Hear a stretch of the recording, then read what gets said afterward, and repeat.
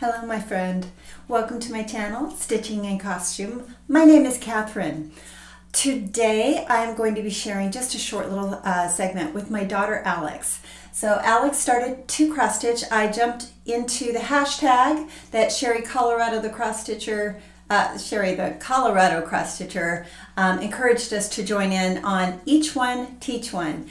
And so Alex had come to me earlier and asked me to teach her how to cross stitch, and so I've been working with her on that, and I thought I would just add that little segment in. Now I'm going to be filming a regular floss tube with all of my stitching later this week, so I'll give you an update on all the things that I am stitching, but today it's just going to be all about Alex and the thought process that went behind me trying to teach her how to stitch.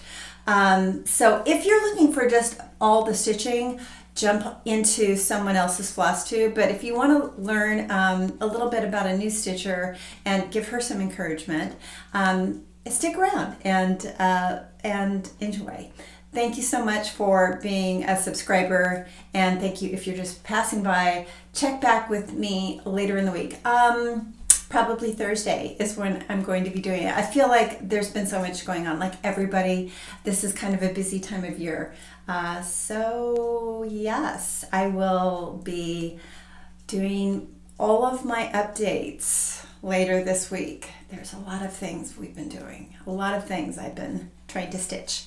So I love you guys so much. Thank you so much for hanging around, and I will see you later. Bye.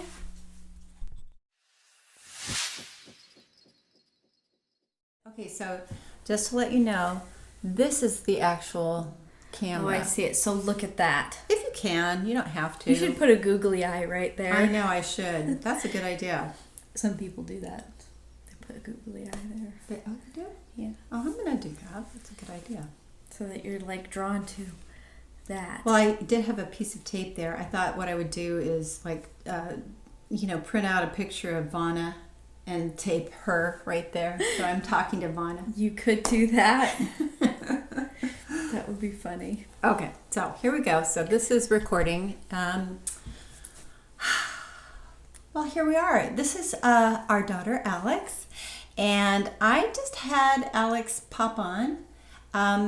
So I talked earlier about the hashtag Each One Teach One, and so that is something that Sherry the Colorado cross stitcher is doing, and that was after I had worked with Alex to learn how to cross stitch. So did you come to me, or did I come to you and say? I asked you. I mean, you offered, yeah. And then I was finally like, you know what, I want to try. Right. So yes. yeah. So what I did was, I know Alex likes owls, and we have a lot of owls where we live. I do and like a good owl. You do. So I found this free chart, and this is by Owl Forest Embroidery. And do you want to hold up the chart? Yeah. Okay. Just going to hold it up there, and you can get it close so they can see, and kind of show what you liked about that. What's I liked everything about it. everything is nice. Everything. It's, I don't know what kind of art style that technically is, but it's just very pleasant to look at. It's very aesthetically pleasing for me, and I like all the different types of owls. I'm usually like really into them, but I really just know like the barn owl, and then I think that's, what is that? A great horned owl? Or maybe it's that one. I'm Whatever. not sure. But the neat thing about this chart is they list what all the owls are, all the names of the owls. So you can go in and say, oh, I want to stitch a barn owl. And then you can look it up and you'll see. And then what I like about this chart, the chart as a whole, is that it's different. All the animals or the owls are different, but there's symmetry to it. It's like not matchy except for those two, but it feels balanced. It does. They did a really good job with Yeah, it. this definitely is very symmetrical, and that's very symmetrical. But yeah, those two, and then there's a couple little, would you call them motifs? I don't know. Yes. Okay. Very good motif. See, I pay attention. Alex actually watches my floss tube. She's the only do. one of the family that watches. So what did you pick? Which owls were you drawn to? I love barn owls, so instantly wanted to do one of those, but I was a little thrown off at first. I wanted to start small, so I ended up picking, I don't even think I can see it. Oh, there it is. That little tiny guy right there. Right. So I started with him, but I also really like these guys down here. Oh, I love that one. I really want to do that one, and obviously I love that one too.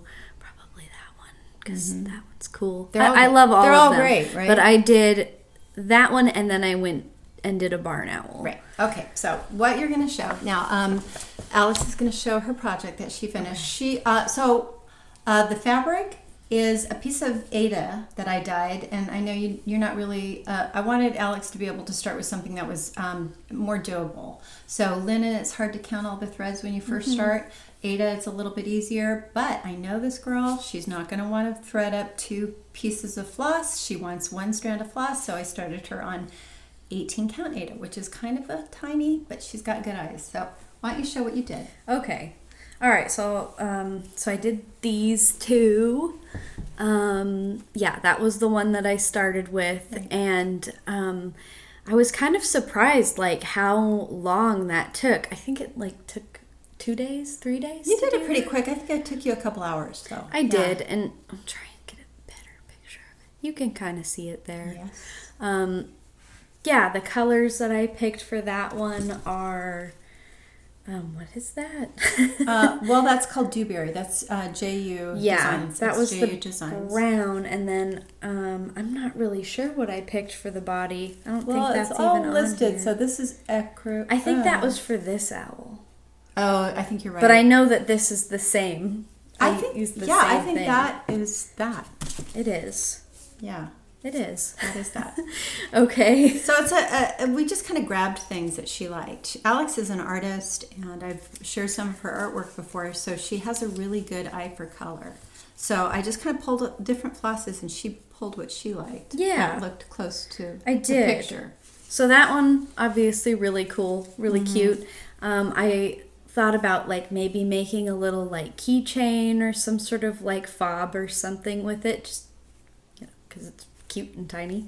And then this one, that one was the one that I finished. It's second. fabulous. Yeah, I had a lot of fun with it. It definitely took longer than actually I figured it was going to take about that long after I did that. How quick did they? I think that took you a few days of working an hour at a time, and maybe over the course of a week. I think is what it took.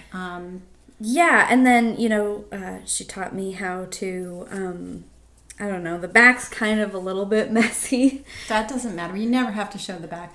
But so you did the away knots. That's what you chose to do. So what she did is she made a knot in the end of her thread, and she'd start it somewhere, and then she would go under and put her floss in, and then go under, and then start stitching over the top. She got that right away. So if you look at the back, can I show them? Yeah. You look at the back. So here's the thread, and then she would stitch over the top of it and catch it. And I know a lot of stitchers do that, but it's hard to figure out right off the bat. So she got that. She also understood the stitching path thing. I did, and I didn't always do that. Towards the end of this one, I started getting frustrated, and I was just I don't care. I'm just going to do what I want. Yes. But yeah, originally I'd picked for the little hood around the owl, this really sparkly gold thread. It was this stuff. But it was really hard to work with, and I got very frustrated with it, so I just tore it out, and then... It's the DMC, yeah. Yeah, I did something else. I think it was this one. It just says 422. Right, 422. Yeah. And then for the face, I knew I wanted something sparkly, so I picked that. That one's called Etoile, and it's Ecru. It's a DMC sparkly, but it's a little easier to work with. Yeah, and it's hard to see, but it's really soft, actually, whereas this one is like super coarse, and it kept snagging, and it was just a nightmare. So I stopped doing that. It's pretty, but it's hard to work with. Yeah, so there's a little bit of sparkle in there, a little bit. And you think you're going to do like a keychain or something out of that? Or do you know yet? Well, I mean, I would like to, but I have these two so close together. That's okay. I mean, what you could do, and like I said before, is put a third up and then frame them. Or like maybe fit one right put them in on there. Put them on a small hoop and put them up on your wall that way. Yeah, that would be cute. For sure. But yeah. It's a hodgepodge owl. Do you think... it's a hodgepodge. Do you think you'll do it again? Yeah. Okay. Yeah, of course. I actually really enjoyed it. Which it's something to do with your hands. I was a little worried about like carpal tunnel or something like that, but it wasn't a problem with this. And I would just sit there and just go for like the entire morning. Right, yes. And then it would get frustrating sometimes when the stuff knotted up, but you can pull it out and fix it. Yeah. When you make a mistake. No, I had a good time with it. Yeah. Yeah. I really enjoyed it. Yay. And I'm proud of it. All right. Awesome. Thank you. Thank you. Okay, I want to just throw some questions at you, because one of the things, and this will just be a few minutes here. So one of the things that stitchers talk about is getting to know each other a little bit. So, and it's not always about stitching. So do you have a favorite book or movie? Oh, in general? Just in general. Oh, my. Oh, gosh. Am I putting you on the spot? There's a lot. I love movies. I love movies and I love books. I read a lot. It's hard to say for a favorite book, but like lately I've been really into science fiction. So I've been nerding out on that. I really like Arthur C. Clarke's Childhood's End. That is a great book. Okay. Would recommend that. And then movie. Gosh, there's so many movies. I can't. I can't even pick. I know that's a tough one. And right now we're not really flocking to the movie theaters, but you watch them on Disney. I do. So I like animated, like, because I do animation art and stuff. I would probably say Secret of Nim is like right at the top. That's a good one. You showed Good me choice. that when I was a kid, and then ever since then. Oh, and Spirited Away. Very good. Like, just as a film. It does, not even because it's animated. It's just a good movie. And in that vein, I like Totoro. Yeah, Totoro's great too. Okay, here's a question for stitching related. So, as somebody that's learned how to stitch, would you have a tip for somebody that wants to teach somebody how to stitch? Do you have any ideas? Like, the thing I worry about is sometimes I'm so enthusiastic about stitching, I don't want to scare somebody off about it. Could you get any tips for somebody that wants to teach somebody? Well, it's hard for me to be put off by that. I like enthusiasm personally. Yeah.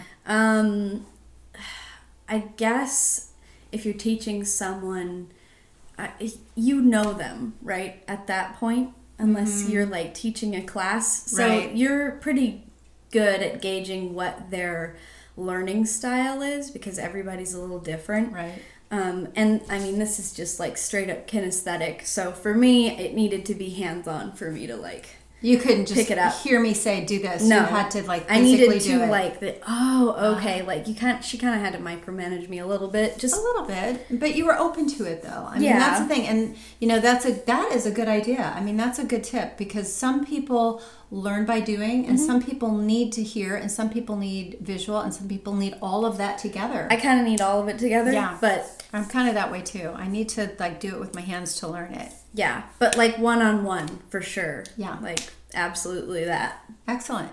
Okay. One more question. Okay, and again, not stitching related. If you could visit anywhere in the world, and what that perfect day would look like, what would your perfect anywhere in history or history. future? You know, That's a tough one. yeah. You can do anything for the day. What would your perfect day be? And let's just say it's now. We'll do now. Do Okay. I like it right here, actually. I do. Answer. I like it right here, right now. I really am digging the spring weather in California, and especially like where we live. Yeah, just something like this. I do have a preference weather-wise for rain, though. You like the rain. I do. I Yeah. like to Yeah. enjoy the moodiness of that and read or draw or whatever. Right. So, like a Stands out. rainy day. Yes. But, That is- like, there's here. we don't get a lot of that here. We got a little bit. We got more this year than we did last year. So that's good. That's good. We need more. We need lots more. Mm-hmm. Alrighty. Well, thank you for being open to doing this. And I'm going to add this into my next floss tube at the end. And hopefully we're going to see more from you soon. Yeah. Yay! Thanks, Mom. Thank you. She taught me everything. Each one teach one. Yes. Bye, everybody. Bye.